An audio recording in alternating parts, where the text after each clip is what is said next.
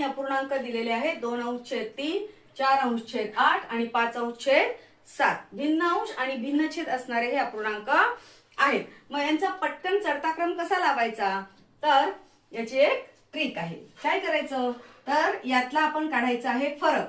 यातला फरक आला किती, 1. यातला फरक किती आला, 4. आणि यातला फरक किती आला, 2. यानंतर आपण हा जो अंश आहे या अंशावर लिहायचा आहे 0 आणि फरकाने भागायचं आहे.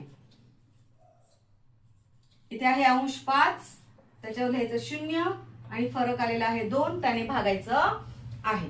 मग इथे आपण 1 ने भागलं, भागाकाराला 20च, 4 1 4, 4 10 40, इथे 10 आला, बे 1 बे, बे 2 4, इथे उरला 1, बे 5 10, म्हणजे आलं उत्तर किती, 25. मग आता या 4/8 ची व्हॅल्यू किती आली, 10. 5/8 ची व्हॅल्यू आली 25 आणि 2/3 चे किती आले, 20. आता यानुसार आपल्याला पटकन त्याचा क्रम लावता येईल.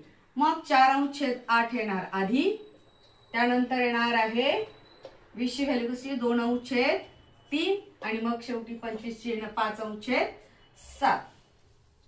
या पद्धतीने आपल्याला चढता क्रम लावता येतो. आलं लक्षात.